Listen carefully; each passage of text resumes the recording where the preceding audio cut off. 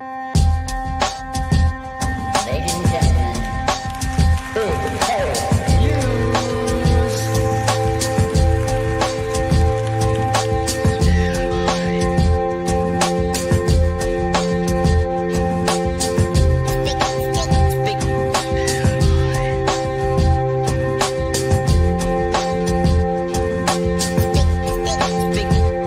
Big Harry News.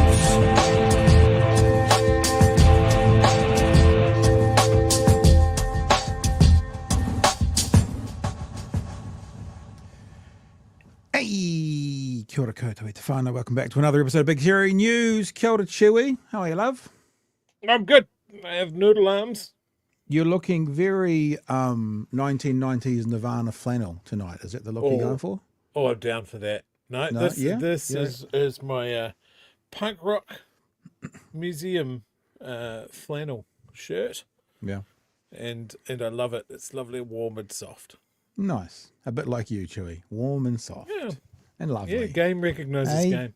Oh, yeah. You can start like that if you want. All right, team. Thanks for coming along. Thanks for joining us tonight. Big old show for you tonight. Tory Whanau is going to be with us in just a couple of seconds. We are going to be having a look at this government plan to scrap open plan classrooms. I'm interested in this one, Chewy. I'm neither a fantastic they're doing it or boo, they shouldn't be doing it, because to me it's about what's best for the kids. And it was interesting hearing Erica Stanford today very kind of sideways get around the fact that this was a national plan in 2011, 2012, and making the comment that all governments, even though this came in under national, yeah, it's an interesting move. It doesn't feel like a very bold move. And the thing that I think, if people don't want it, the thing that you're safe with is there's the sentence that they're saying, which is when we build classrooms. Now, that would imply that the national government has to build classrooms. And from the track record of the first 18 to 20 months, they've built frickin' nothing. So maybe you're not going to get this if you're not a fan of this. But I don't know. We'll have a look at that. I think that's interesting. Also, finally, they've figured out how to unite the United States of America, Chewy. They've finally got together in one voice and said to Donald Trump, where are those Epstein files?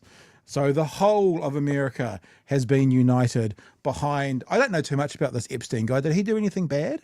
I've heard the name a few times. Oh, look, No? I think everybody's had something that no. No, I don't know what I was going to say there. You can't even really joke about it, eh? Yeah, you pull back at the end before the joke. There's a really good clip from It's Always Sunny in Philadelphia where one of the gang is talking about how he's been to Epstein's sex island, and he didn't go for the sex. Just, like 90% of his trip was snorkeling and playing frisbee, and the 5% of sex just really ruined it. Yeah. I was thinking, unless snorkeling is a euphemism for something else, but we won't go there. The other thing is, here's one for you, Chewy. This is not in the show notes because I noticed it late today. But your best friend, your very best friend of the whole wide world, who is looking after crime for this national government, his advisory group has cost us $500,000 in 3 months. So it looks like there is still a fair bit of burgling going on, and it's from within, taking huge sums of public money to, as we'll see in the story, to tell this government what they told the last government for nothing. They told all the things to Ginny for nothing, and National is such a good party of politics and party of business that they're being charged $500,000 for the information that they gave Labor for free. So, I just think it's nice that we get to find out what Sonny's been up to. It's like the 6-monthly update of what he's up to. All right, my dudes and dudettes, let's get into it, shall we? And have a very warm welcome to the show, the Mayor of Wellington, until, it's about 3 months, 4 months to go, Mayor Tory Whanau. Kia ora, Ms. Mayor. How are you? I'm good. How are you guys? Good, man. Is that what they say? Is it Ms. Mayor? Mrs. Mayor? What do they call you? Her worship. Her worship. Oh. That carries a bit more weight. Yeah, a little bit more weight with that one. Yeah. It's like in America how they keep all their titles. So Rudy Giuliani, they still call Mr. Mayor for some reason. He's been the mayor for about 22 years, and Mr. Mayor, whatever Yeah, it's been. it's weird. It is a weird one, isn't it? Hey, thanks for joining us. We want to have you on because your name has been in the headlines again for the past week or so for what it seems that we were joking about Trump uniting America. It seems that Ray Chung has somewhat united the political world because it seems that every political leader has come out denouncing him, maybe, but more so what he has said. So, it's like Winston and David Seymour uniting Maori in New Zealand in the last, it seems to be a way they can get together. But also, there is news today about the local government officials speaking to, I guess, mayors and other local representatives, and you were there. So if it's okay with you, I'd like to start with a short clip from 3 News. Mr. Bishop didn't seem very happy with you guys. Let's have a little play of this and then get your assessment of what this hui was all about. Not everything you do has to be an architectural masterpiece. I still find myself trying to convince councils of basic economics. New Zealanders question your licence to lead. Many district and regional plans put a chokehold on local economies. Time for excuses is over. Not everything you do has to win awards for being the most sustainable or the most innovative or the most beautiful. The consents your planning departments issue are too complex. Gold plating is out. You have an opportunity to right the wrongs of the past. New Zealanders have serious questions about the performance of local government. Always a bold move to insult your hosts. The Housing, Transport, Infrastructure and RMA Reform Minister appearing to tease local government New Zealand too. You should see this as an opportunity. Love LGNZ. Happy to spend time. But if there was any love, it wasn't reciprocated by some. I have to restrain myself here because it's quite overwhelming for someone who's quite environmentally focused to actually have the carpet pulled from under our feet. We're not cutting out the rug under you when it comes to environmental management. The mood tense because central government is about to tell local government how to do its job and put it into law. We're actually introducing, therefore, the Local Government Systems Improvement Amendment Bill to Parliament. The government thought it would have been something like local government done good. Isn't that what they normally do? Something done well or getting back to local government, or that seems to be their usual headlines. Reasons for the bill include rapidly rising rates, a lack of fiscal discipline, not using alternative financing tools, and funding things that stray away from core services. All right, we're going to stop it just there because I actually think I need an interpreter to what those things frickin' mean, and we have the Mayor of Wellington with us. Maybe the first question could be, Tory, what are they talking about with these things? Like, for example, not using alternative financing tools. Does that mean they want you to put more on the credit card? What are they even talking about? And how was the day with the Prime Minister and the Bish? Yeah, so it's not dissimilar to what they've been saying for the last year or so, and it was quite interesting. So there were 3 speeches. There was a pre-record by the Prime Minister, which was incredibly mediocre. So he couldn't even show the respect to show up. And there must have been about 400 people in the room. About 5 or 6 people clapped at the end because of that. We were just so unimpressed. Yikes. This is the leader of our country, and it was very, very average. Bish came in. He was very strong-handed, gave us a bit of a telling off, a dressing down, bit of humour. Some of the planning rules that he was talking about weren't bad, to be honest, and a lot of them enable high density housing in the city, which is good. But the entire tone of the speech was very anti-localism. You're not doing what we're saying. We're going to force it on you. So the creation of possible legislation to, they say, streamline the rules a bit more, but it's more about them imposing their view on what back to basics means. So the total removal of the wellbeing. So that means limited investment in the arts, mental health initiatives, some environmental measures, cycle lanes, that sort of thing. So it was very much all a back to basics chat. They're starting to narrow what back to basics means.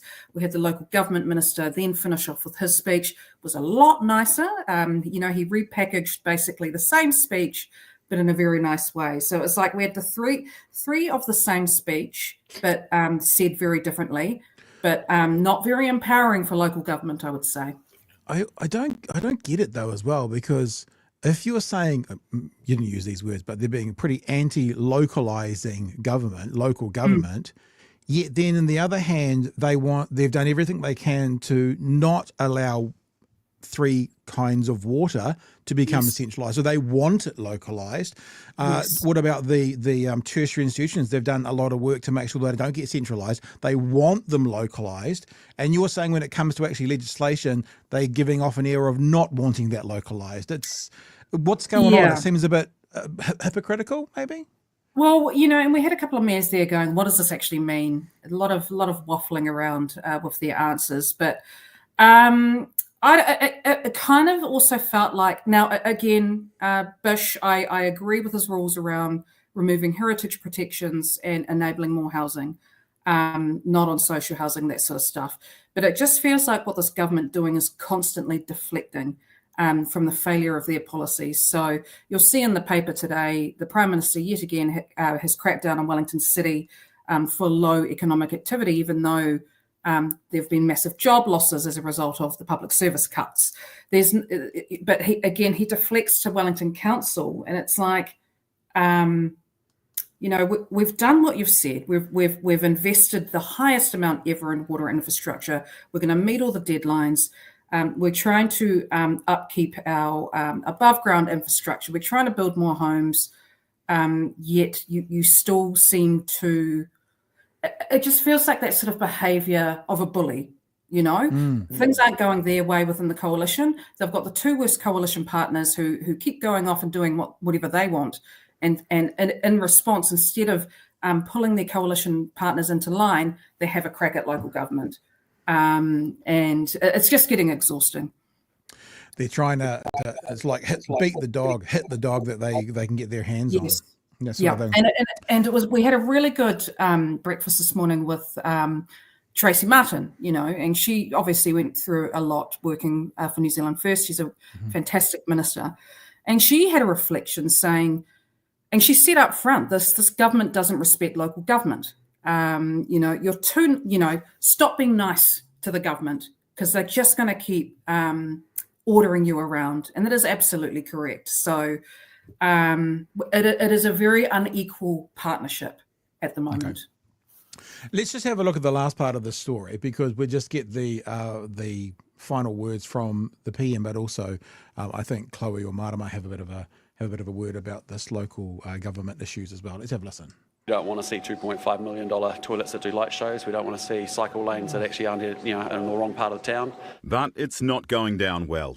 Communities have different things that they believe are nice to have and have views around what needs to be done locally to shape our places. And that should be up to the communities to decide, not up to Central Wellington. In 2023, Luxon criticised the Labour government for centralising things like 3 waters. It's because the government's not listening to councils and communities who don't want it. On the 2023 election campaign, you were all about local councils making local decisions and not being dictated by Wellington, but isn't that exactly what you're doing now? No, we've got many great local councils up and down this country. This is a government that campaigned on and talked a heck of a lot about localism, then has spent its entire time in office punching down on local decision making. Local government is very transparent.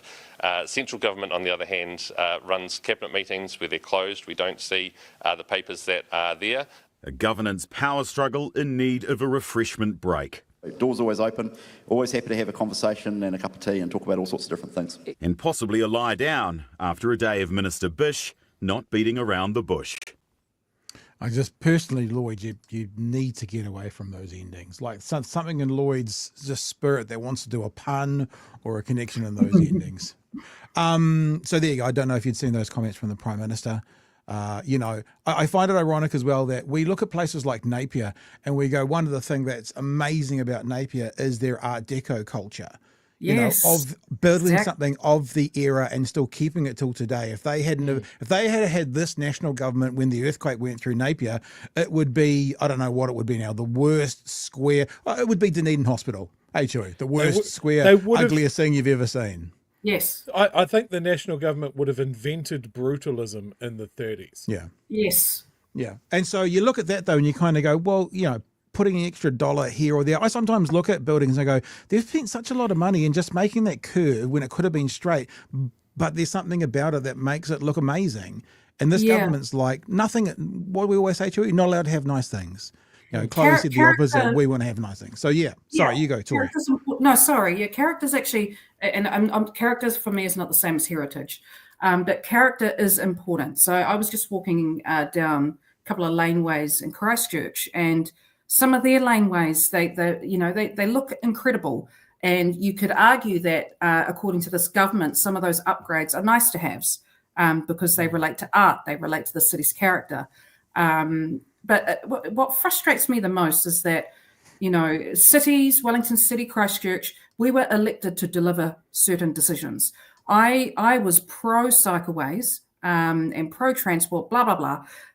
So the people decided they want a full cycleway network, and he keeps referring it to gold-plated. It's not. We've actually cut $40 million from the cycleway program and saying nobody wants these cycleways. They literally voted for them. Yeah. It's a couple of loud objectors and council agitators that are saying, look, they're putting businesses out. I think there was a bakery that went under and blamed cycleways, and they weren't near one. Like there'd been no work done around them. Yeah, it's ridiculous. They're part of, and it's people like those bakeries, the same councillors. They were part of the 90s in Wellington City, where things were lower cost and had a particular vibe. But we've moved on from that. Those businesses haven't grown with the diverse audience that we now have in Wellington City. So that particular bakery was like 30 years old. No one cares about an average croissant anymore. They kind of want their oat lattes and their gluten-free multi-whatever sandwich. That's just what our, we may be a bunch of hipsters in Wellington, but it's who we are, and we want food to service us. And there's a particular generation who is not accepting that as part of the times. I just think that sounds like the good name for a bakery, food to service you. I think that's quite a nice tinge to it. Hey, I would like to move on to this other conversation that I, to be honest, don't really know how to approach because it all seems a bit sordid and icky from Mr. Ray Chung. Chewy, maybe you want to even lead some of this because you've kind of been reading up on this more than I have. Do you want to start off with some thoughts and comments and questions about it? Yeah, this has been spectacular to follow. Just because you very rarely get a case study of just an individual who doesn't know what an apology was, doesn't think that he's done anything wrong, wants to blame anybody else that's brought attention to what he's done, and a week into it still doesn't get what's going on, but thinks that he is the man that should be leading Wellington. I heard over the weekend that that his full and frank apology was coming out on Sunday. So when it dropped on Vimeo, of all places, I rushed to get it. And this is the image that greeted me, and I had second thoughts. But I watched it, and it is just a masterclass in a non-apology. I would love to have been in the room where he's gone, I think I know how to fix this, guys. What do you think? And I imagine that there was a chorus of 15 to 20 people going, don't do that. No, stop. And it's gone up anyway. So yeah, this is an absolute disaster. And I think it's a disaster for any right-leaning voters in Wellington. It's destroyed. Like he was in his independent together ticket was supposed to be the way for the right, and I think he has just exploded the whole thing. Maybe we play that apology for those who haven't seen it. But first of all, can we just go through the timeline of what's happened? So. And correct me if I'm wrong here, Tory. Sometime in the past, Ray Chung received an email with an accusation a sordid accusation, I think that's all we need to say, towards you, and possibly illegal, because there's talk of drug use being in there as well. And he fired that off to, I think, 3 councillors, God knows why. On Plunkett's show, that was one of the questions, to his credit, that Plunkett was asking him, even if this did happen, what's it got to do with you, kind of thing. And then that email at some stage between when he sent it and this weekend made its way back to you. Now, explain to us, when you received it, how did it then get to the public eye? Did you release that? What happened there? Yeah, for sure. So, I mean, the main thing is, over the last 2.5 years, I knew that him and Nicola Young had both been spreading rumours of this nature for me the entire time, different variations. In fact, when I was just a mayoral candidate, I was called by the Don Post saying, hey, we heard you got drunk at the backbencher and punched someone in the face. I was like, well, that didn't happen. I mean, I was there. I'd been drinking. Then the story changed, and they were like, you sexually assaulted someone. So that began this kind of campaign. Can I pause you? I want to ask a serious question as someone who sort of works in the pseudo media. Yeah. Did they say you sexually assaulted someone, or did they say we have heard allegations that this may have happened? Would you like? I'm just saying. Yeah. We've heard. Okay, all right. No, just because if a journalist said that to me, I was like, well, hang on, what are you reporting on here, or are you telling me? Okay, so they did the whole, there is a rumour that, okay, gotcha. Yep, and then, but because there was no evidence to, substantiate that, so it was let go. But that had become a regular occurrence my entire term. Then we saw the Havana bar incident where I got a bit boozed, and no, it was a Saturday night, whatever. That then turned into a rumor about a sex tape, where Nicola Young went on the platform and they described it in detail. Did not exist, did not happen. I had 10 witnesses, including the bar manager, to say that. The upsetting thing about that was that RNZ still reported it, even though we denied it. So, and then that's the start of my mayoralty. I heard probably about 4 months ago that someone had this email of as written evidence that of this rumor. I said I didn't want to see it. I have no interest. I've been ignoring these rumors all term. I don't want to know. But then 2 weeks ago, the rumors started ramping up again in quite a significant way. So we now have 3 people putting out these sexual rumors again. So I'm having to defend myself again. And I thought, okay, this is garbage. This is terrible politics. This is these fringe groups, not just doing this to me, but doing it to other elected members as well. This is unacceptable. So I asked for that email from someone that I knew who had it. Okay. And they gave it to me. And I'll never name who that person is, but I requested it. And then, I spoke to a close friend who's very well versed in politics. We talked about the best way to approach it. We saw another mayoral candidate put up sexual allegations about me, as well as that report written by Rhys Williams about Labour candidates. And we thought this is the time. So I gave it to David Fisher and said, this is an elected member. He's running for mayor. I don't think he is fit to lead the city. It's election time. I need people to know. I also want people to know that this is part of a wider system. We've got Better Wellington. We've got Voices for Freedom who are all doing this. And it's unacceptable. It is a complete danger to our democracy. I sat on it for a few days because I thought, for a few days, people are going to be talking about my breasts. It is a horrible thing to think of, but I thought I will just take one for the team because people need to know. These people do not belong in local government or central government. So that's what this is. I'm going to keep pushing it because these people are horrible.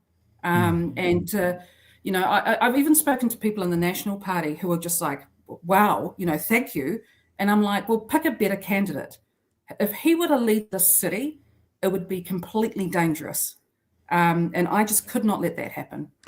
I got to say, I don't know anything about Ray Chung, but he came across like a fucking moron on Plunkett's show, like as in someone without a brain cell, like not knowing how to answer a question or speak a sentence. That is my honest hell belief, defamation lawyers. He came across like a fucking moron. I do have one question about the story you just told us, though. You said, what's her name, Nicola Young? Is that the name? Yes. Yeah. And you used the word in detail. She described in detail something that never happened. So where did the detail come from? I don't know. Joel McManus did a report and said that that particular rumour originated from Better Wellington. I don't know. And I had lawyers approach me saying you could have her and Sean Plunkett up for defamation, but I was a new mayor. I wanted it to go away. I didn't nearly have enough fire then as I do now. And look, that's okay, because now we have about 2 years of material to really prove that these people are unfit to lead or govern. Does it also mean you've got 2 years of material for defamation, should you want to do that? Yes. Do you want to do that? Yes. Probably not till after the election. Yeah, Are I've got a lawyer. Are you going to do that? I have a lawyer. Okay. Is this news that's not yet known in the public arena? I've said to journalists that I've engaged a lawyer. I'm getting advice. I'm probably not going to pursue that until after the election, because that's just my own personal thing. But I wanted people to know, to highlight that, one, none of this is true, these rumours, but also we have to show that we're now willing to push back against this behaviour. So I wanted to make it clear to people like Ray, people like Graham Bloxham, people like Nicola Young, I'm not going to take this anymore, and I'm going to be encouraging other wahine, other progressive politicians. We have to fight back now, because it's actually gone beyond.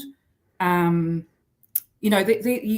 few years ago, we used to be like, just block trolls, just block them online, it'll be fine. These trolls are now standing for local body.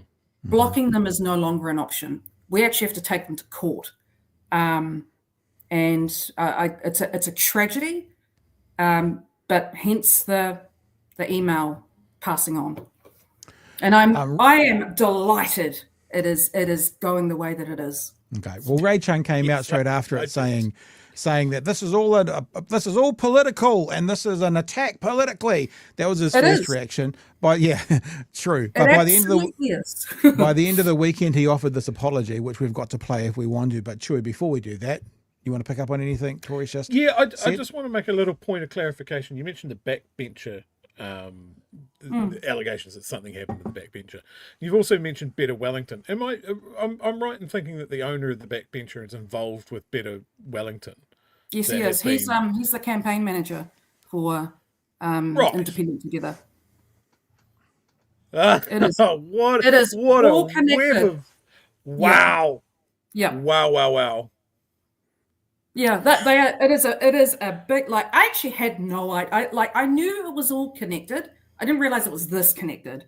And now we're seeing links between this and whatchamacallit, Vision for Wellington as well.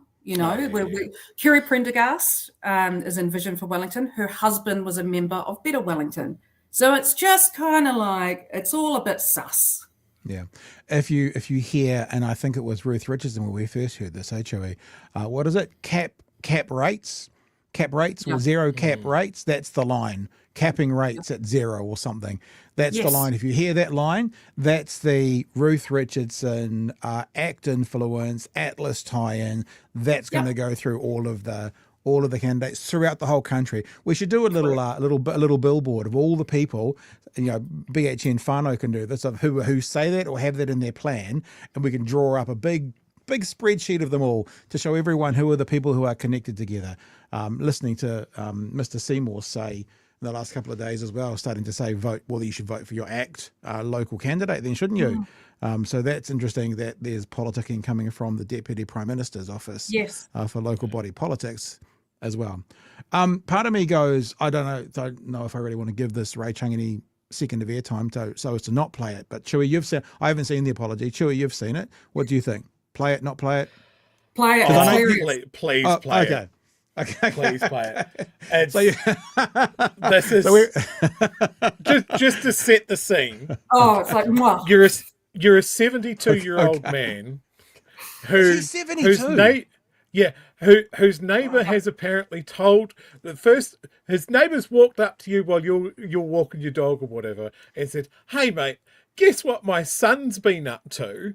Salacious rumour. And then your judgment is, you know what I'll do? I'm new at council here. I'm going to email 3 other councillors and I'm sure nothing will go wrong. And then years later it's gone wrong and everything's turning against you because it's a dirtbag fucking move to do. I know, I'll put out a video. That'll fix it. where that's my thumbnail. This is what's birthed this. And so, It's look, the the way least I've, self-aware piece of video I've ever seen. I haven't seen this, but I'm getting vibes of this is now a comedy piece of 7 days, and this is my apology. Is that basically what I'm we're watching? getting vibes of I'm in danger. Okay. That's what that All face right. says to me. All right. I mean, in all fairness, it's the apology to Tory. Tory, if you say play it, we'll play it. Here it comes. Over the last week, there's been a concerted campaign against me and my bid for the Wellington Mayoralty. Right, An he's email the that I victim. sent He's the privately victim. over 2.5 years ago to 3 of my council colleagues was passed to media. This was done deliberately to discredit me. I regret writing it and regret sharing it with people whom I thought trustworthy. It is unfortunate that a private message has been used in such a political way. So at the moment, there's no.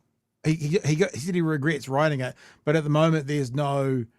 It was my fault. It's all about. Yeah, true. No. He's the victim. He's the victim so far. This attack on me and our team of independent Together candidates is designed to undermine our campaign. Because of this blatant political attack, I was recently abused when walking to a meeting in Johnsonville. Oh, Tory, can you empathise with being abused in public? Oh, the poor man. Oh my God!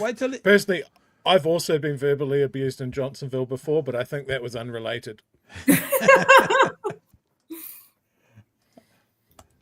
want to make it crystal clear, this did not start with me or our team. I have not and will not conduct personal attacks against other candidates in the selection. What? I will play the ball, not the person. Dirty politics will not be tolerated. I will call it out. Got it. Yep. Sadly, other teams are more focused on political games than making Wellington affordable.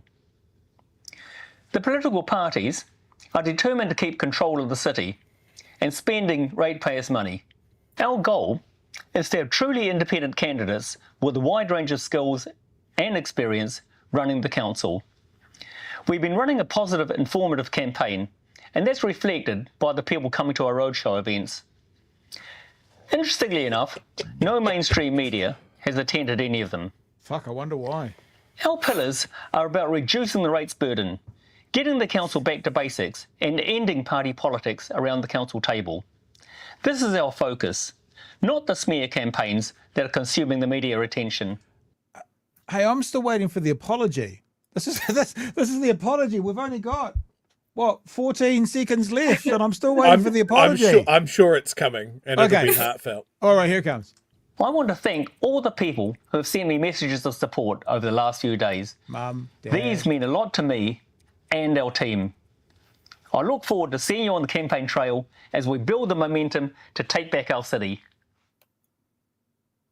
What? Yeah. Where's the apology? Now, hang on, Chewy. This is the apology video. Yes. Yeah, But it was sold as the apology. I have to apologise. He hyped this up. Like there was a premiere or something. Like I said, least self-aware video ever. I have to say something as well. That did nothing to change my mind on my belief that he's a fucking moron. Like, and I just mean, look, I mean, I don't want to IQ shame someone, if that is such a thing, but I wouldn't let that man run a corner dairy. No offense, corner dairy owners. I wouldn't let that man run a barbecue in his own fucking backyard from listening to the way he communicates and what he's saying. It honestly looks like there's nothing behind those very well manicured teeth. Man, I honestly, Whanau, I hadn't seen that, so that's shocking. Oh, please, That's Wellington, a live don't vote react for from him. Pat. Well, this is part of the thing, though, right? He's been voted in before. And before this week, he was growing in popularity, where because Andrew Little's campaign has probably been a little tamer than we would have liked. I've found it a little bit disappointing. Ray was being seen as the change candidate and was very exciting, very, very lippy, but none of that problematic behaviour was apparent. So people thought he was a nice man. Me working across the table from him for the last 2.5 years, I had intimate knowledge of how he worked and what he didn't know. I just couldn't let that slide. So he's now revealing, who he really is, and I'm really pleased. But change. This is the thing. The change candidate, yeah, but that's like a devolution. It's like you can have good change, or you can have that kind of change. Correct. I mean, I know nothing about this man. I know nothing about his campaign. As I said, I wouldn't trust him to kick his way out of a wet paper bag. From the 2 interactions I've seen, which is Plunkett ran circles in him, and that's fucking saying something. Yes. And that his own video right there, Chewy. Yes, and the concerning thing is he's not the only one who's running at the moment. He's one of many, and that's where I really want to plug the Paul Barlow's documentary, which really shows the web of these individuals across Aotearoa, which will eventually find its way up into central government with the ACT Party. I feel, as someone who's in the middle of it, it's so much worse than I thought. And it's really problematic, and it really does have a risk to our democracy. Hey, just to sort of springboard and maybe rewind a little bit here. Back when central government, what was it they did? They appointed a commissioner to overlook the Wellington Council. Observer, right. At the time, I thought it was really interesting that you kind of just went, yep, okay, I'm fine with that. Just really quickly. Is it because of that these characters that you've got on your council that it was just like, yeah, we do need someone from the outside to see this? Yeah, and he has. So, I mean, at the time, to be honest, I was seen as probably the problematic mayor, and it was chaotic, and whatever. So I thought, okay, I'm just going to lean in. I'll be a good player here, do this in good faith. They did overstep the government. There was actually no criteria that we had breached to need an observer. That was a political decision, but whatever. But actually, once I met with the minister and we talked about who we might be getting, I thought, actually, this could be useful. And he's been incredible. He will recommend to the minister certain changes to help us manage, like a code of conduct review. How do we manage problematic elected members like this? Because we currently do not have the tools to do that. Yeah, right. You know what? We haven't been able to eject Ray for sexual harassment. Like, imagine that in a corporate environment. That person would have been fired yesterday. 100%. But we can't do it. Yeah. Hey, Tory, kind of one last question, because you're looking to be elected to a ward, correct? Does that mean, should Ray Chung win, you will be reporting to him as mayor? Yes. And what is that thought like for you? Horrific. And but that's why I've unofficially endorsed Andrew, to tell my supporters, hey, we can trust Andrew. I'll help push him to the left a bit more. It's all good. Having Ray Chung as the mayoralty, in my opinion, would be disastrous for the city. If I had to report to him, I can't even fathom what that would be like, because I've worked with him, and I know, looking at Paul's documentary, what these people are like. But look, I'd fight hard. I'd fight for for Wellington. You just do your part. And the one last thing from me, I guess, is if you ever want to see an advert, Whanau, for participating in your local election and not being one of the 60% that sit it out, just look at this. There is your advert to convince you to participate in your local body elections. 41% last time around, 41%. So there was a famous French philosopher back in the 1700s that basically said, you get the government you deserve. A lot of that's got to do with being involved. He didn't use it in English, but I'm just kind of dumbing it down for you folks. But this is your chance to get involved, to make a decision, to investigate your candidates, and actually be a part of democracy, so that in 2.5 years from now, or 2 years from now, we're not talking about that terrible decision made in Invercargill or Hamilton or Wellington or wherever else. So, yep, Ray Chung is a lesson to us all. Ray Chung is a lesson that you shouldn't tell every child that you could grow up to be mayor, because some people shouldn't be. Correct. Shui, you want to wrap up with anything? Just a little bit off topic and a little bit of a tangent, but since you were in the room with Bish, who was telling every council just to focus on the core things of, I guess, rubbish collection and car parks, was there any mention of council's role in social housing? No. None. Not surprised. Tory, anything you want to leave us with before you head off into the, I don't know, wherever you're going to go next? Just everyone get out and vote, volunteer for campaigns and candidates that you believe in, because they do need help. We know money's tight, so donations are probably difficult, but for candidates, it is a bit of a fight because of individuals like Ray. And just before we let you go, there's a lot of love for you in the chat. Tory, you are a wahine toa. Love you. Bravo, Tory. There's lots of comments in here about what we're talking about. We'll do those at the end, though. Thank you, Tory, for everything and who you are, all of it. And there's going to be a ton more in there, but I'm only just finding the ones that are easily locatable. So thanks for jumping in again. Thanks for being a part of us. Love to have you on, and I'm sure we'll talk to you again before the... what dates is the local body? It's about 5 months away, 4 months away? 3, 2.5 even. Oh, Yeah. really? Jeez. Yeah, it's close. All right. We'll stay in touch. I'm sure we'll talk to you again before that. All good? Awesome. Thanks for having me. Anytime, Thank Tory. you so much. Thanks for coming on. Let's just quickly, we're going to get to some of these other super chats because, that was a fantastic chat. We do need to keep moving a bit, though. Kiwi Bird says, Nats, we love local government. Also, Nats, obey. JC, thank you for the generous super chat there. It should be the other way around. Central government should provide core services that benefit from scale. Local government is best placed to connect with the community and support well-being and appropriate responses to local issues. Cal says, sorry, late fee, you can start the party now. Well, we were just waiting for you, Cal. We hadn't done anything.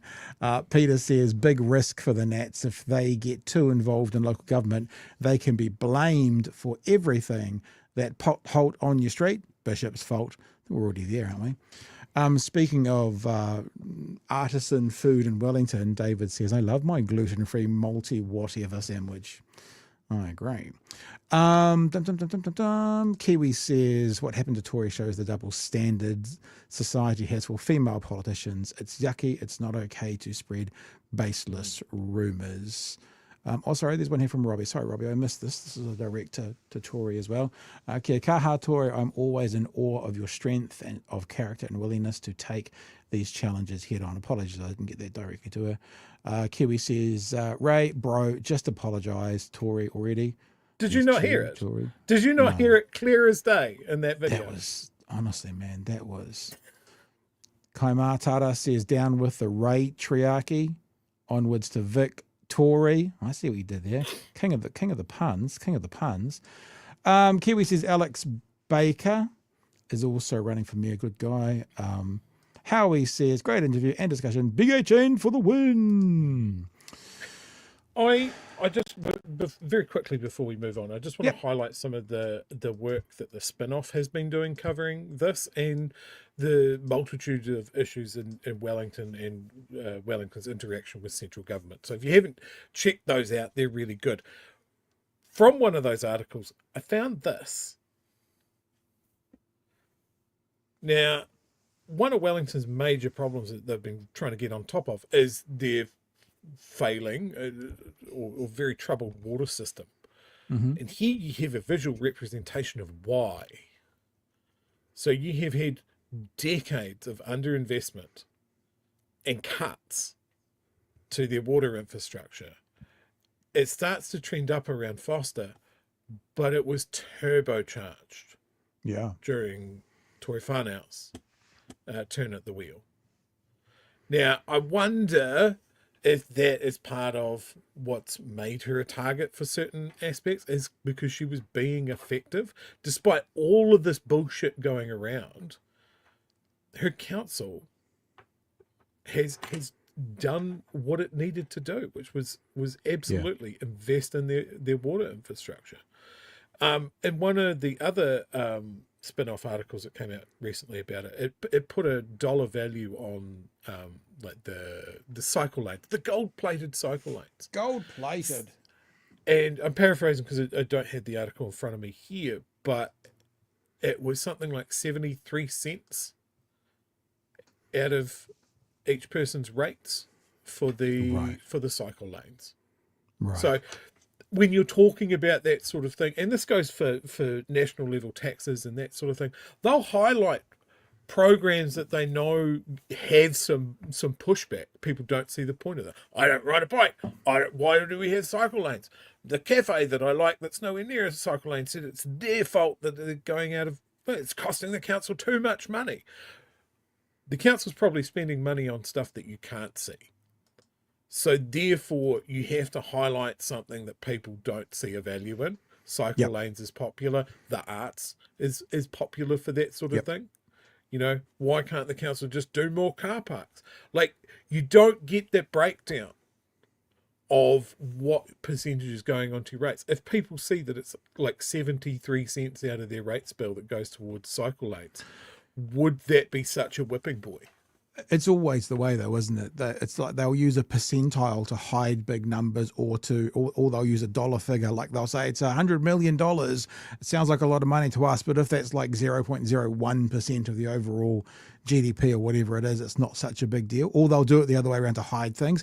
It's only 2% of the GDP. Yeah, that's $300 million. They won't want to say it that way. So that's why we always want to know this is what we've said. And and I'm including you, Chewy, even though it's me who say this, we the show say this. We say it doesn't matter what something costs, it's what you get for it. I mean, the ferries are a perfect example. If they spend $2.5 billion rather than $3 billion, but the ferries are half as good, it's a fucking waste of money. You know, equally, if they spend $1 billion less, they spend $2 billion, and the ferries and the things are as good, it's great spend of money. So, you know, we have to lose this mentality of just the number. I've told you guys the story before about the deck I built in Titirangi, where the guy said hardwood or softwood. And I went, what's the difference? Well, hardwood's much more expensive. Oh, we'll go with softwood. Spend about $6,000. And that's when he told me it would have been a $500 difference. Like, of course I would have paid $6.5 for a hardwood rather than $6 for a softwood, but I didn't have the number in that thing. And that taught me a huge lesson, which is now always going to come back to what does it cost and what do we get for it? You know, what does it cost? What do we get for it? And I know, not that I'm going to get to my own personal business, but I bought a car after my father passed away and left some money, which was more than I was going to spend. But Chewy would tell you, it kind of got double the car because they were trying to get rid of all these EVs. So I'm like, cool, done. It was a good decision, even though it was more than I was going to spend. So that's what it's about. Not about how much, but what you get for it. That's what we've got to always come back to. Speaking of Chewy, as always, what a great lead into the next story. How much do we get for the government needing advisors around crime? Because there's lots of things being stolen, and what we need to do is find an advisory group around this. Well, there feels like there maybe is some more theft going on. It wouldn't quite be theft as a public servant, but it does feel a bit like theft from a public servant, because in the past 3 months, old mate Sonny's advisory group has cost us $500,000 in 3 months. That's a $2 million per annum runway. The man who's front and centre of the government's push to combat retail crime is under fire for taking public money for offering up old ideas. And the Justice Minister is downplaying accusations of toxic behaviour in an advisory group Sunny Kaushal heads. Here's senior political reporter Benedict Collins. Sunny, my boy. Anytime you need to have a laugh and a snort, because I know you'll need to, just give me a wave and I'll pause it so you can snort and laugh away. Government's retail crime-fighting man. We want to put this crime genie back into the bottle. But there's bad blood brewing. Labor believes Sunny Kaushal is reheating his old ideas. Is there a question to be asked? Like, the government, I was going to say owns, has like a police force, has like an army, has like all these people, like an SIS, who have literally been trained into how to deal with criminal activity. The army, not so much, but you know what I'm saying. And that their crime fighting guy is the head of the dairy union. Like, do we need to ask this question? Like, the qualifications this man has to speak on crime was he owned a dairy and it got robbed. It means if your house has ever been robbed, if you've ever been burgled, this could be you one day. You know, if you're the head of your, what do they call it? When the neighborhood watch, if you're the head of your neighborhood watch, like he was the head of the dairy association and your house has ever been robbed, you have the same qualifications to earn $1,000 a day from the government talking about crime. That's all you need, Chewy. Don't need any more than that. And charging for it. When I was Minister of Police, he came to me with citizen's arrest and we dismissed that idea after getting police advice that it was done. You hear that last sentence, that's quite important. They dismissed the idea after getting advice from the police saying, no, don't do that. This government, yeah, I guess we've got to get something from our money out of Sunny, so we'll do that. Police advice that it was dangerous. We presented these issues and ideas to Labour Party, but they did not listen. They were soft on crime, and this government is listening. There's a National Party talking point. But doesn't that mean he's anti-police? Because they didn't listen based on the advice of the police. So if Sunny's anti them, that means he's anti the police because that was the police advice. Isn't that a logical conclusion? So Sunny's not about backing the boys in blue, I guess that's what we have to say. Now closely aligned with National and... Closely aligned? He could check Luxon's prostate anytime he wanted. He is looking for a candidate slot. He is hoping to get parachuted into a safe seat as a reward for what he's done. Like, this man is just stuffing money in a bag at the moment and hope that the good times roll. Like, $1,000 a day. I can't imagine that the Dairy Owners Association or whatever he used to represent is feeling like they're getting good value for money here. Well, but they're National not sure is. No, well, but the thing is, I guess when you say that literally, they're not paying for this. He's making $1,000. He says in this story at some stage, I'm working 6 days a week. And I went, dude, if I was getting paid $1,000 a day, I'd be fucking working 7 days a week. Don't know about you, but so I would be. If I could work as much as I want to earn as much as I want, I would work a heck of a lot more. So he's working that much and he's generated nothing. Nothing of value, nothing that's been actionable. Everything has been questioned by the police saying this is a bad idea. It's not that he's generated nothing. He's generated ideas that he gave Labor for free and they got expert advice and the experts went, don't do that. So the free advice to Labor that the experts said don't do that, he's now selling to National and they're doing it at $1,000 a day. So there you go. That's what he's generating, Joey. Loathes Labor. When Ginny was the minister, she did nothing. And Ginny's accusing National of raining money down on Sunny. Between March 1 and June 10 this year, that's 102 days, Sunny Kaushal was paid more than $95,000. As chair, he can charge $920 a day. It does seem an exorbitant amount for ideas that were given to our government for free and ideas that have been advised as dangerous. I have been working almost 6 days every week. So I'm on the road, continuously. I'm working on this one, and this is a very important issue. There's been infighting among the 5-member ministerial.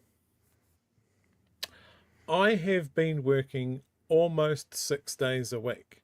Yeah. Is that just a weird way of saying I have been doing a normal work week? I've been working 5 days a week. Almost 6 days is 5 days. Well, unless we should look at his contract, OIO it, unless he can charge $920 a day or any part thereof. So maybe he works Monday to Friday and then he has a Saturday morning breakfast meal, but there's a day, and so he charges for it. Maybe. Or maybe he is traveling around the country and doing lots of events, and so there's lots of times that he's, for example, in a public meeting, so then he can take the half day off tomorrow if he wanted to. Almost 6 days a year. There's a very good point there by Roe. What about Roe? A dairy owner works 7 days. Lols. Yep. Very good point. Group. Ash Palmer from the Dairy and Business Owners Group criticised Retail New Zealand's representative when she disagreed with expanding citizens' arrest powers, worried shopkeepers could get hurt. Perspective I put forward is the perspective of my members. It's not my personal perspective, and to be attacked Sounds quite professional, doesn't it, Chewy? No problems with that. Who would have a problem with that? Members. It's not my personal perspective, and to be attacked personally because I'm doing my job is really disappointing. The group issued a press release which not only criticised Carolyn Young, but suggested she wanted to stand for Labour. I've never belonged to any political party in my whole life, so they've just created a rumour out of nothing. Do you feel safe on this group?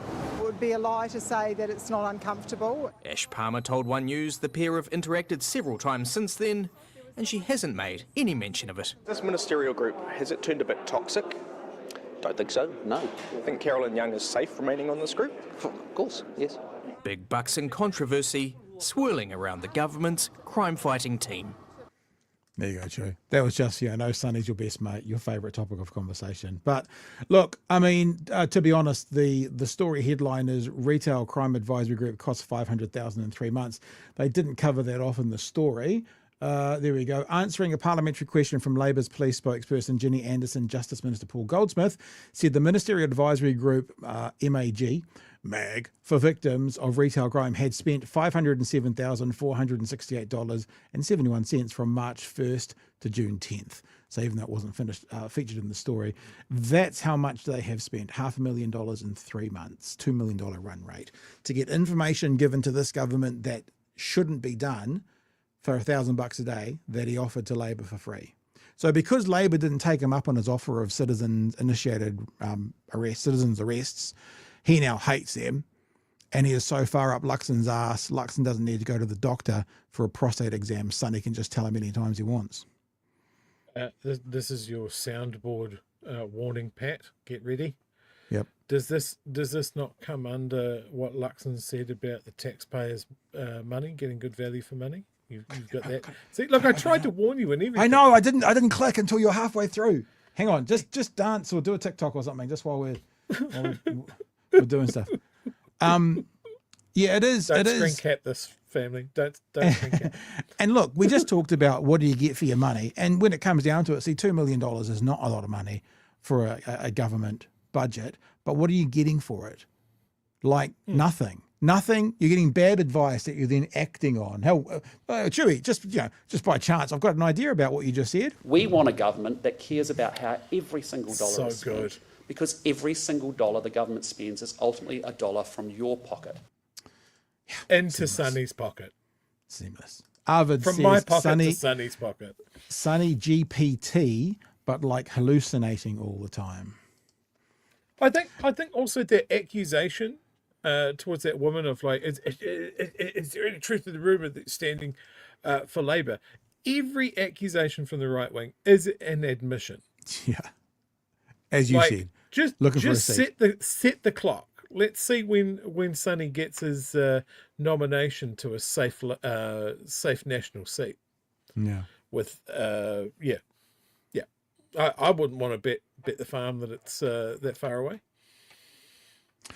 All right. We're going to keep trucking because we've got a couple more stories. In fact, let's have a look at, speaking of uniting, because the next story is also a One News story. So rather than playing back-to-back One News stories, let's go to the United States of America. Oh, man, I just had something queued up and it's just unqueued itself.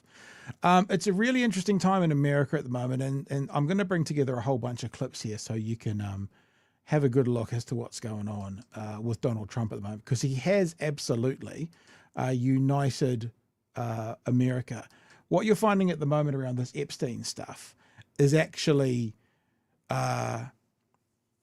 uniting people on the right. There are many people on the right who are not happy with what's happening around Epstein at the moment.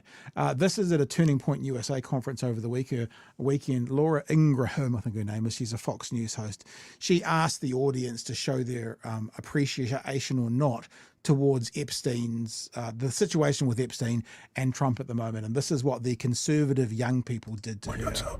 At a conservative political conference on Friday, Fox News host Laura Ingraham egged the crowd on about Epstein. How many of you are satisfied? You can clap. Satisfied with the results of the Epstein investigation? Clap. 0. How many of you are not satisfied with the results of the investigation? Now, to be aware, in case you're not, Turning Point USA is like young conservative Americans. It's really, I don't know, there's no comparison for it here in New Zealand. If the young Nats held conferences all over the country and got thousands of people attending them, it's like that. So the young conservatives are like, no, we are not happy. Representatives who are Trump sycophants on one level are saying they're not happy. Here is Marjorie Taylor Greene talking about the backlash. How big of a blowback is there right now in MAGA world specifically? It's pretty big, I have to be honest. It's just a red line that it crosses for many people. Jeffrey Epstein is literally the most well-known convicted pedophile in modern-day history.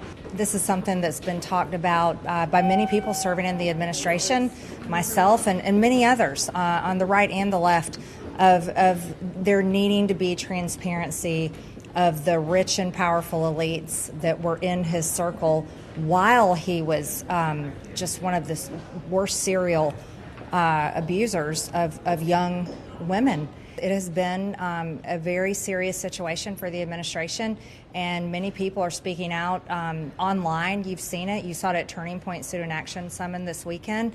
And a lot of people in MAGA, they really want to know more information about the people that were involved with Jeffrey Epstein, and is there a blackmail list, and are there foreign countries' governments involved?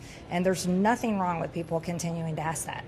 So you can see that this is traveling through MAGA. We talked about this last week.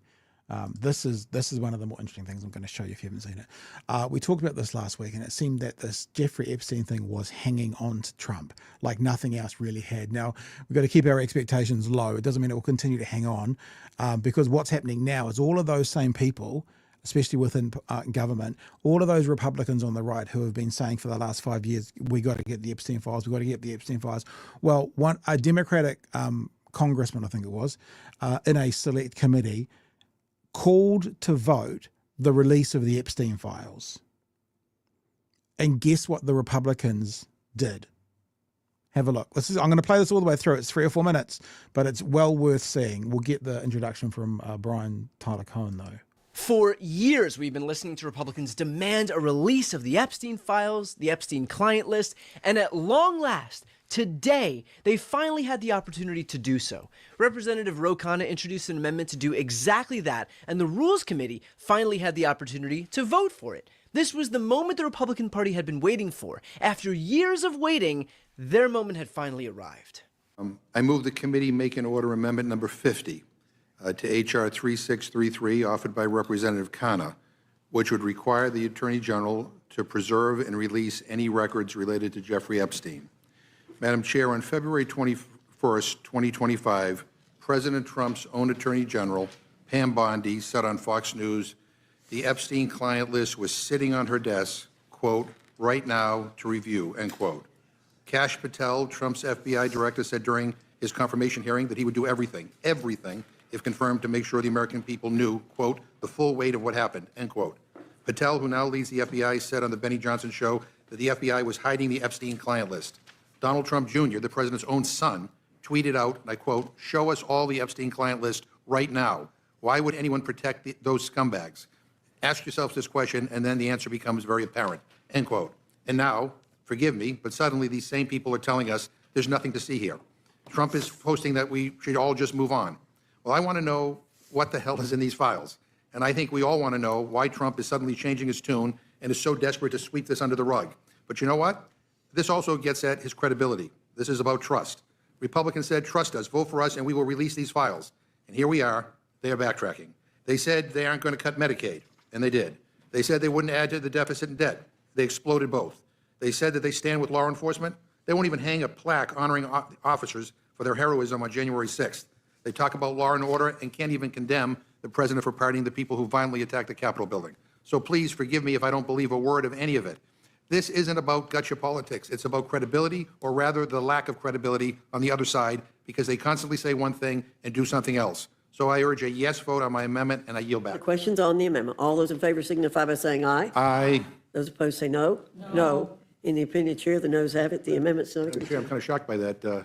So the noes have it, but then he does something very clever as they call the roll, and they make them say no. Mr. Norman, aye. Mr. Roy. Mrs. Houchin. Mrs. Houchin, no. Mr. Langworthy. Mr. Langworthy, no. Mr. Scott. Mr. Scott, no. Mr. Griffith. Mr. Griffith, no. Mr. Jack. No. Mr. Jack, no. Mr. McGovern. Aye. Mr. McGovern, aye. Ms. Scanlon. Ms. Scanlon, aye. Mr. Neguse. Yes. Mr. Neguse, aye. Ms. Ledger-Fernandez. Ms. Ledger-Fernandez, aye. Madam Chair. No. Madam Chair, no. The clerk will report the total. 5 yeas, 7 nays. The noes have it. The amendment is not agreed to. Wait, what? I'm sorry, but what the fuck? This is what Republicans have been begging for years. And when they finally have the chance to vote on an amendment that would facilitate a full floor vote on whether Trump's DOJ should release the Epstein files, again, at long last, every single Republican except for one voted against it. So this is happening in America, people. You can see now very clearly what's going on. But the problem that they're facing in America, the problem that Trump is facing, is it's uniting the left and the right. This is CNN. This is a guy talking about the Google searches for Epstein in the last week, and Epstein with the word Trump beside it. This is what is happening at the moment. What a massive unforced error by the Trump administration. Donald Trump would love this story to go away, but in fact, interest is climbing higher and higher, to quote Jackie Wilson. Look at this. Google searches for Epstein up 1,200% this week versus last. And get this, it is currently the top topic search with Trump on Google alongside his presidency. So it's the #1 search in America at the moment. And remember, that's in a week where Elmo went anti-Semitic, which was a hilarious story, although pretty dodgy, with a hack, and the week that Grok called himself Mecha Hitler. So in the week that these two things happened, Trump and Epstein is the #1 result. Now, very quickly, we heard Marjorie Taylor at the start of this a little bit. You won't be surprised, Chewy, that MAGA Representative Marjorie Taylor Greene voted against a measure that would have opened debate on an amendment forcing the Trump administration to release its files on Jeffrey Epstein. So they are coming together, and the influencers are coming together as well. Apparently, this is Charlie Kirk.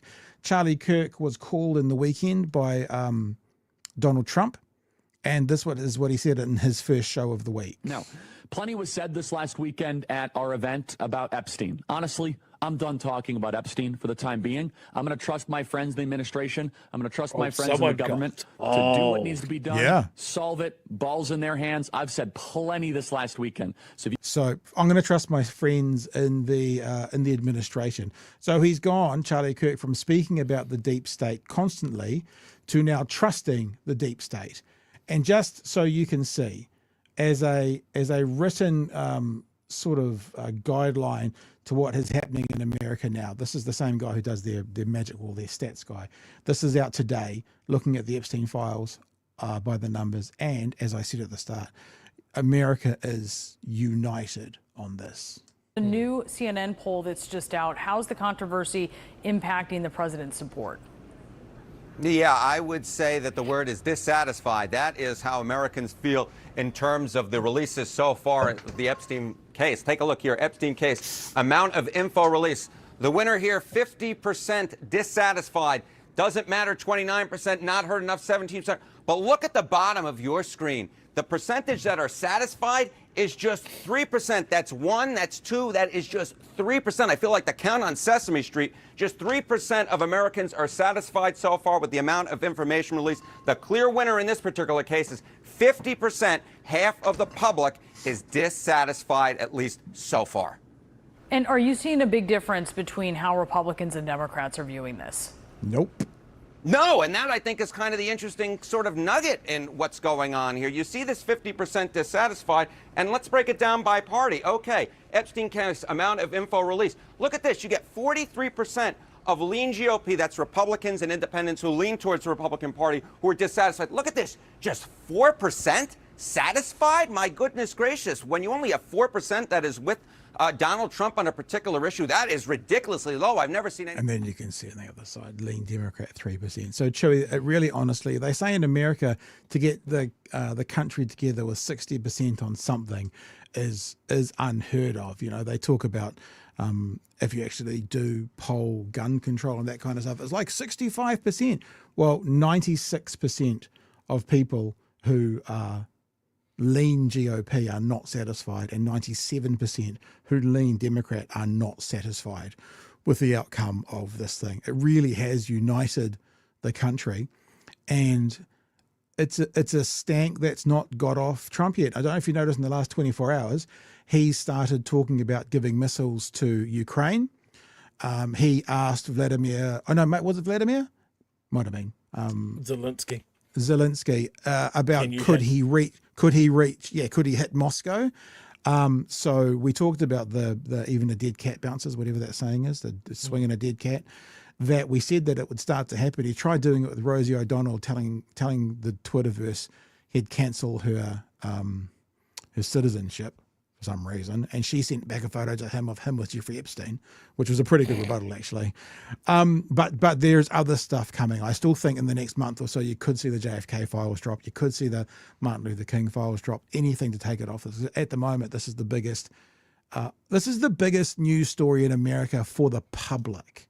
Might not be the most important story or the biggest news story, but for the voters, it's the biggest news story in America. I don't care what it takes to burn down the Trump presidency. Like, if it's this, then that's fine. But like, there's so much that the public should be concerned about or should be angry about, that sort of thing. If this is the final, the last straw thing, awesome, let it roll. If it means that Trump needs a distraction to the point where he opens the taps for weapons for Ukraine, what? I'm for that as well. I want there to be more support to Ukraine as a side effect. I want it to scare Russia to go back within their own borders, and then I still want it to crush the Trump presidency.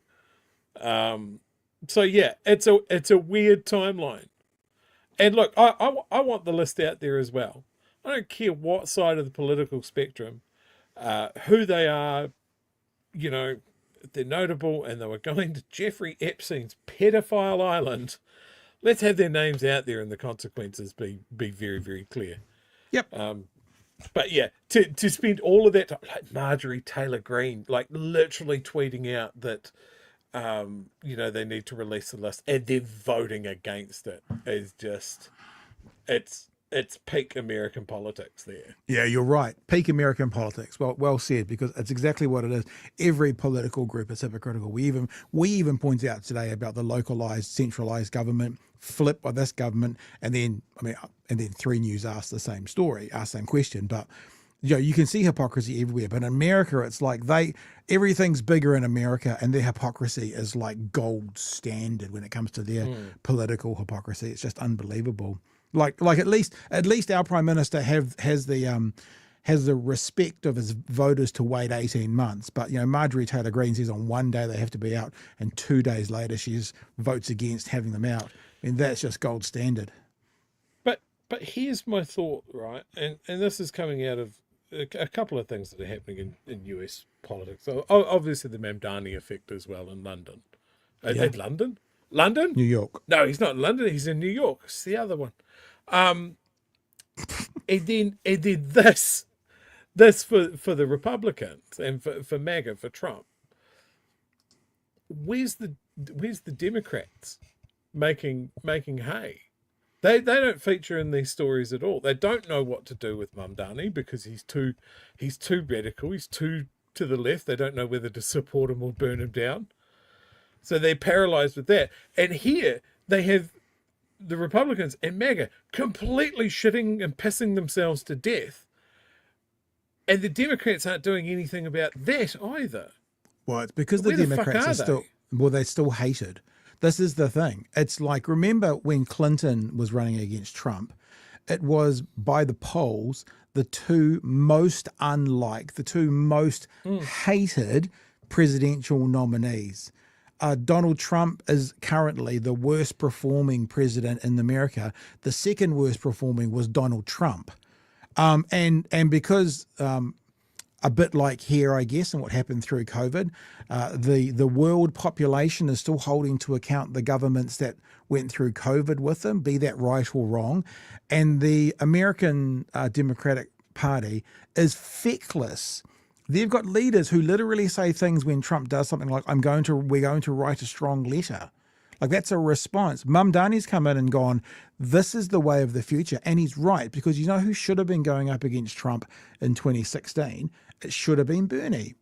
But the Democrats screwed Bernie out of that nomination. So Mamdani should have been the next iteration after Bernie. But because Bernie got screwed, he's now looked to be like the first. He's not the first. This has been around for a long time, this underground sort of movement.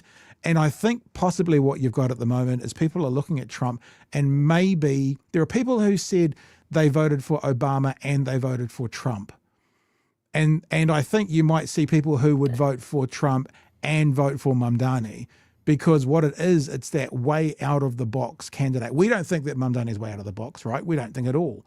But for an American, you know, respectfully, hick, you know, tobacco chewing hick, they just don't want the establishment. And if everyone's yelling against this guy, although he is going to have to get across the Muslim line, which might be impenetrable, that he's going to be the outsider.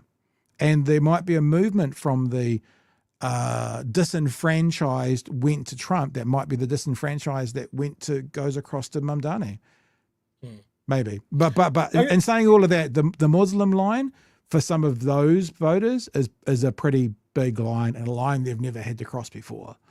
But who knows? It's that same line as socialism. They can't define socialism. If you outline socialist policies, they'll probably go, that sounds pretty good. But the moment you call it socialist or Marx, it's still communist. There's so much institutionalized fear of those things that they'll vote against it. But I mean, it's ripe for someone to sort of go to those people and go, you're poor, you are underhoused and underworked and overtaxed, and you keep on voting for billionaires, and it keeps on not changing things for you. So what do you need? Yeah, the other thing education, housing, food security, all of these things. Well, we can do that. The other thing that may not work for Mamdani if he was to want a higher office, like to go towards the presidency in the future, is that sometimes your localized issues don't translate. Like Mitt Romney was a well-loved, well-liked Republican governor who had a version of Obamacare that he pushed through. What he was able to do and what he stood for locally didn't work for him on a national scale, because the Republicans weren't interested in Obamacare or Romney care. So even if Mamdani's really successful in New York and he gets all these, these grocery stores up and running and that becomes a model, going to the national stage, it may be a hindrance. I mean, to be honest with you, to get a Republican nominee, to get that nomination, Romney care was a hindrance for Mitt Romney. And just to be clear, Mamdani, we know that Mamdani can't run for president because he was born outside of the United States. He was born in Uganda or something. For the same reason that the most amazing thing can't happen. We can't have Arnold Schwarzenegger running for the presidency. That's the president that disappoints us all. I guess what I'm talking about is the movement under him, because I mean, it may be an AOC. I would say if I was unclear, I wasn't meaning the literal Mamdani. I was saying that movement. And like I'm going to say, the better candidate would have been Bernie. I would disagree with that. I would say the better candidate would be someone exactly like him, but 30 or 40 years younger. Although hindsight being 2020, he would have done his 8 years and he is still all there. But we didn't know that at the time. Yeah, you didn't know that.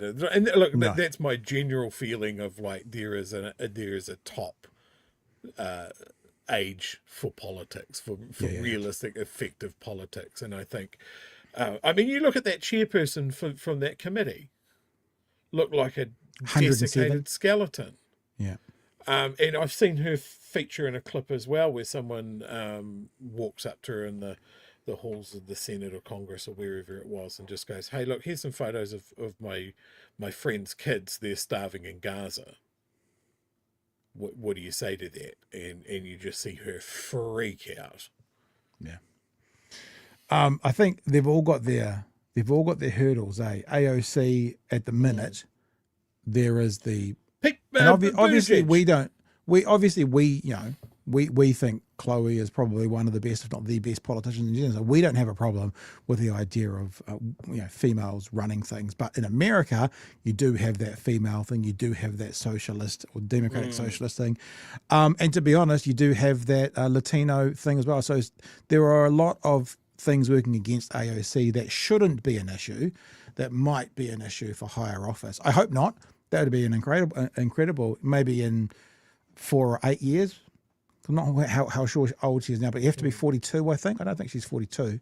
But following on from someone else, I still want to know this question: Can you have a vice president who's born outside the country? I don't believe so, because they could end up being the president. Okay. But see, that's like saying you can't have a president having 3 terms, but Donald Trump could be the vice president next time around, and then that person, they've already talked this through. It's feasible. So, I mean, I don't know the answer to that, and I don't think Mamdani's ever going to go there himself. I apologise if I was unclear talking about that, the movement that's been coming since Bernie, but that's what I was meaning. I knew as I'm repeating it back in my head, I'm going, you made that really unclear by saying the Muslim. I'm just thinking about the lines in general. Anyway, right, let's go. One more story to go. Let's get to the super chats. Apparently, Arvids feels like he should be throwing money. I think it's when you were dancing. I just think that if you're in that's what really makes it. If you're in a strip club with Chewy dancing, just a handful of coins. Don't do the bills. A handful of coins. And a as sock. hard as you can. Like don't make me stoop to pick all the coins up. Just put them in a sock and throw them at me. Lurchy says Sonny was a staunch Labour member for a few years. His intentions were clear. He'd offer himself for Labour candidacy everywhere. It got embarrassingly consistently saying sorry, no. Well, there you go. If that's true, Chewy, and we take Lurchy at his word, then yeah, that's the way. Ian says, Dan Bongino, this is why we were talking about America. A deputy head of FBI under Kash Patel has threatened to quit. He didn't turn up for work on Friday. That's good news, really, he says. And Greg says Elon has a copy. I guess that's speculation, but I wouldn't be surprised seeing how they let big balls get into the system there and it's do not and going take to come whatever from they Elon want. though, because he's on the list. You think he's on the list? You can't tell me that he didn't go to the island. There's pictures of him with Giselle. Okay. Well, that's the case, then possibly not. Yeah, you're right. Say Trump, I hear you like him young. Yeah, that was a pretty Scody thing that he said. Mr. Arvids, you better never go to cell block 1. These guys are singing to each other in our chat. This is getting weird. I mean, you guys should get a room. Tiffany says, with any luck, the whole hegemonic trash pile collapses before the next election. Also late fee. More news out of our government today. I don't know how I feel about this show. In fact, I'd be quite keen to talk to you about this because you're someone who's got a different thoughts. Yeah, because you've got a different learning style than me. Because probably for someone like me, and probably for many of us out there, this probably wouldn't make too big of a difference either way. That's why I'm not going like, oh, this is wrong, or oh, this is right. Yeah, it's a decision. Nationals made a decision today, Chewy. Let's look at that decision. Open plan classrooms are being scrapped, with the Education Minister promising a change for new school builds. All new classrooms will be built to standard designs. The aim is to have flexibility when needed, such as sliding doors to open rooms, so a range of teaching can be accommodated. The government says a new classroom this year costs $620,000 compared to $1.2 million in 2023. You know what that is? That's these guys going, well, look how much they wasted. Look how much they wasted. Again, what do we get for the 1.2? Tell us what they got. Like, has yours got 4 walls? Has it got a roof? Explain what the differences are. Then I'll comment whether that was a waste of money or not. Maybe it was. Open plan classrooms or modern learning environments were once considered the learning space of the future, but the Education Minister says overwhelming feedback is they aren't working. Instead of being collaborative, it's harder to manage noise and student behaviour. With more, including the latest region to benefit from new builds funding, here's James Fleury. These Newlands intermediate students in Wellington about to get good news. So I'm here today to announce that you are going to be getting an extra new 10 classrooms, which is a lot. I know. It's part of targeted investment for high growth areas, but just how their new... I think what the kids don't realise is an intermediate school. So by the time those classrooms are there, they won't be there anymore because they're only there for 2 years. You're not, sorry kids, don't mean to burst your bubble, but you're not going to see those classrooms?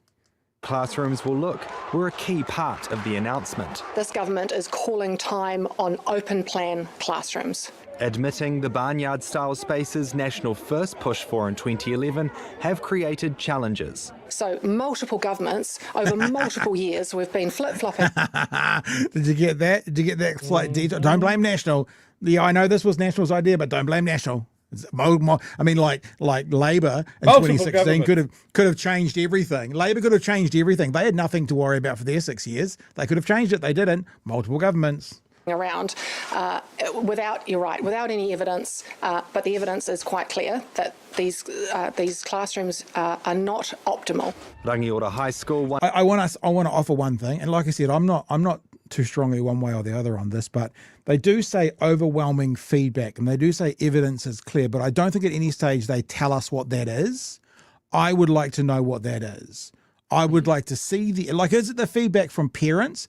I don't actually care about that as much. You take it into account, but as much. If it's evidence and research from educational institutions and stuff, I would take that more seriously. So you say the evidence is clear. Now show us what the evidence is. One of many finding open plan did not work for them. 2 years ago, spending $500,000 of its own money to transform this building into single-cell classes. Dramatically reduced noise. They also felt a closer connection to their teachers because it was one teacher, 25 students in a single-cell classroom. But not everyone supports National's backtrack. You'll find nuggets of teachers, leaders, community members who have experienced success, and I think it's a shame that we let a few loud voices dictate a whole sector. This is Wesley Primary's third year using open learning spaces with up to 60 students and 3 teachers in its biggest hub. I think to just wholesalely, get rid of an idea that's working for some schools and for some communities is a little bit short-sighted. And I wonder too if it's, potentially a scapegoat when the underlying factors for underachievement haven't still been addressed. We will say to schools, if there is an exceptional reason that they would like that style of classroom, that they can put their case to us. Rangiora High School's principal says the government needs to put money behind today's decision. Those schools who are left with open learning environments and the media and the government saying they're not working are now faced with pressure from their community to make those changes as well, but they don't have the funds. The minister saying schools do have budgets and they can use those budgets to change their layouts. James Fleury, One News. So, Chewy, here's the one thing I would say, and then I'll throw you the ball. The one thing I would say is, didn't say it so much in that, but I read an article on this today, and they talked about their plans for building these new cells, these new single-cell rooms, is they're all going to have movable doors and the ability to open up a space completely if they choose to. So now my question goes, that means it can stay open plan if it wants. So my question to the government is, are you actually instructing these teachers how to teach, or are you providing spaces that can be single cells if they want to be? Because it's very different to say we're going to provide single cells with I can't think what those names of those doors are. They kind of fold back, ding, ding, ding, ding, ding, ding, like that, which it seems to be what they're dividers. Yeah, it seems to be what they are. which means none of those teachers who are teaching open plan have to change if they don't want to? Or are they actually saying you are not allowed to teach open plan anymore? Because those are two very different things, and that story doesn't give me clarity on that. So from my understanding of this story is that future classrooms and future school builds will not be open plan. They won't have that. They'll be the traditional classroom sizes. Now, my first reaction when I saw this story, as someone that went through school with ADD and all of that sort of carry on, fun stuff, is a little bit torn. Like, I could see how that sort of large open environment would be very distracting for a child trying to learn with ADD. But I can also see that a traditional classroom was still really distracting. But I'd find a distraction. I'll make one if I have to. But I think what is missing out of this is what the government is using to come to this position. Like, they were part of the decision to trial it. Did they find that the schools that were doing it had worse results? Feedback from teachers was really bad, because in that story, as we should, we've got a couple of different points of view. I think it would be a very different skill set for a teacher in an open plan teaching environment to do well. Mm-hmm. But there is clearly schools that are making it work. So I think the correct thing is here not to take away something that is working for schools, and I think it is the correct thing to support schools that are going, hey, look, it's not working for us. We want to convert back. I just wish there was more flexibility in that. And maybe this is been the whole argument with charter schools, right? Is that a traditional learning environment sometimes doesn't work. That's something I can agree with. So why can't a state school have more flexibility to teach the curriculum in a way that they think will benefit their community? Like, if the school's involved with that decision, like, wow, the teachers here, we've all decided that we want to have single cell classrooms in a more traditional environment. School down the road thinks they can make open plan work because they've been trialing it and it works really well. Why not just support the schools to make the decisions that are right for their communities? As long as they're teaching the curriculum and getting levels of success that the state requires, doesn't matter how they do it. Is that naive? That was a poll. I saw that as a poll on Stuff today. Basically, should schools be able to teach the way they want to teach? 96% said no. 96% of people believe that schools shouldn't teach the way they want to teach. It should have to abide by this new idea of no more open plan. Right. Okay. It was Stuff, though. Well, exactly. Look, I mentioned state schools as well. Charter schools. Did you see that they are wanting to conceal their roles, or they've told these charter schools not to reveal their roles? No. Yeah. How can you tell a school roles not to do that? If they release their roll numbers, we'd be able to work out how much taxpayer money per student. Here's just to finalise what I was saying. Under the revised policy announced on Wednesday, all future builds will follow standard designs that promote flexibility over open plan layout. Schools could incorporate sliding glass partitions to shift between open and closed settings as needed. So that doesn't sound bad to me. Not to me either, but this is where my kind of bullshit meter goes up. Because if that's what they're doing, then they are still developing open plan schooling. They're just saying to the school, you can choose. But is what they're really saying, we are changing the curriculum or the way you must now teach to single cell rooms. And from time to time, when you want to do something unimportant like art, you can open up the partitions. If the government is instructing the teaching how to teach, that's very different from providing a different kind of space that you can use however you want. You understand what I'm saying? So now look, I'm taking my mind back, way back to the olden days when everything was better. I went to Markwell School in in Timaru, and it was a very traditional state primary intermediate school. Yep. Like big weatherboard blocks of like 4 classrooms in a line, and then another block and another block. And if my memory serves me right, those classrooms had a big concertina door that could open out onto the veranda. You could open them right up on a nice door, on a nice day. And a lot of those classrooms had another concertina door that you could open up and join the classroom, open up the classrooms or divide them up. Hmm. So you could have like, this isn't a new idea at all. But this is it's just the way they used to build schools. But in that setting, so what you're describing, and thank you, you've made the concertina. That's the word I was looking for. That could have been open plan or not. So that's why I'm saying, what's the announcement about? If they're designing and building skills that could be used either way, what's the announcement? Hey, we're going to put walls in different places, unless there's something else that the next stage is you must now teach like this. That's what I'm suggesting is coming. And that's I have more of a concern with. Because what else is the announcement about? I mean, yes, look, there's walls everywhere. And you go like this, oh, there's no walls. So more to come. Watch this space. All right? All right. Brother Monk's a little bit behind. Because he says the interview with Tory is juicy, because he was watching in delay. So I just thought I'd share that. That's like a live action. Tiffany says this happens when the Education Minister is ill-educated. Well, again, I don't have a problem with the idea of single cell or open plan. I grew up in schooling all single cell because I was born in the 1940s.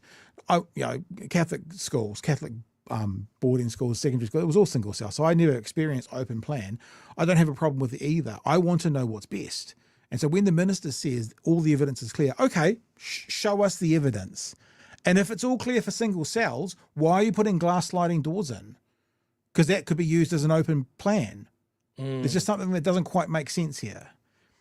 Tiffany says, next up in the Nat's moronic approach to governance, we're actually just going to privatise schools and let the market do its thing. Arvid says the announcement is playing to their base. Yeah, probably fair. All right, Chewy. That's it for me. Anything else you want to throw at us? I think I did everything. Hang on, let me check. Trump, yeah, check. Government scraps open plan, check. Tory, check. And we threw in there the $500,000 on that group, on your favourite friends group. I only do that because last week we had 4 stories and I forgot one, didn't I? So I didn't forget one tonight. Good stuff. Are we done? Yeah. Yeah. It sounds like you might want to stay. I'm done. Shall I go? Am I done? Small tangent. No. Just talking about local body government and all of that sort of thing. There's a small window where I could run for council. Oh, yeah. And I don't know if it's just me fucking big-upping myself because I do this and looking at people like Ray Chung has been voted in. And as we've pointed out, he's dumb as shit. We could do Team BHN. Both go for it. Yeah, we'll run on a nonsense ticket. Like, we can put signs up around Dunedin that just says, don't vote for Lee Let's vote for me instead, and no other information. We can print it's them. One of the things. I have a few drinks with friends, and it always comes up that obviously I'm politically motivated and it'd be interesting. And then I go, no, I'm a middle-aged white person. Local body government doesn't need anything more than that. But then it's a numbers game, isn't it? Like there's so many bad candidates. Yeah, but you know what'll happen? Those bad candidates will still get elected, and then you'd get because we're pitching at a different audience, right? And you'd probably push out the person that you're talking about that needs to be there as well. Oh, wouldn't that be good? Lee Vandervis still in council. Chewy now in council. Chewy has pushed out, a brown woman. Good job, Chewy. Well done. There's still just as many left candidates. That's the thing. I just want to run on the platform. No Lee Vandervis for Dunedin. Thank you.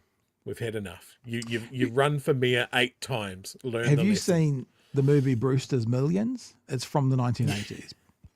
If it was made again this year, it would probably be called Brewster's Billions. If it was done now, Brewster's Millions. Richard Pryor, probably, if not the greatest, one of the top 2 or 3 greatest stand-up comedians of all time. And the storyline is he gets left something like $30 million from an uncle, and he has a challenge. He can take $3 million now, or if over the next 10 days he can spend like $10 million and have nothing left at the end, then you'll inherit the full $30 million. And one of the things he does is runs for mayor. It might even be of New York, but it's a city in America. And then he realizes when he starts to gain a lot of popularity, his catch cry is none of the above. Vote none of the above. That's what his campaign is. And that gets him a huge amount of popularity. And then he realizes if he wins, that comes with a very big salary, which would break the rules of the competition he's having with himself to spend all the money. But I always remember the none of the above. That's his campaign. Vote none of the above, because they're all terrible. And I do often think that I would like to put out to the public, shall we make voting compulsory, like in Australia, on the understanding that one of the options is none of the above? Because if people are not voting because they seriously think that there is no one there worth voting for, if you had to make voting compulsory, they'd have to still be able to do that by voting none of the above.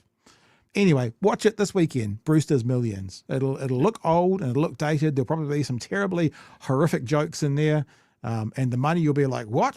$1 million? That wouldn't even get a small house on the outskirts of the town in America you're at, let alone having to trouble spending it. Anyway, that's it. I have a couple of weeks to make up my mind. You have a couple of weeks to make up your mind. All right, team. Thanks for joining us tonight. Thanks so much for Tory to come and be a part of the show tonight as well. Yeah, I think that was a really interesting conversation. Thanks for all your support this week, and we will be back again tomorrow night at 9 o'clock for the next edition of Big Hairy News.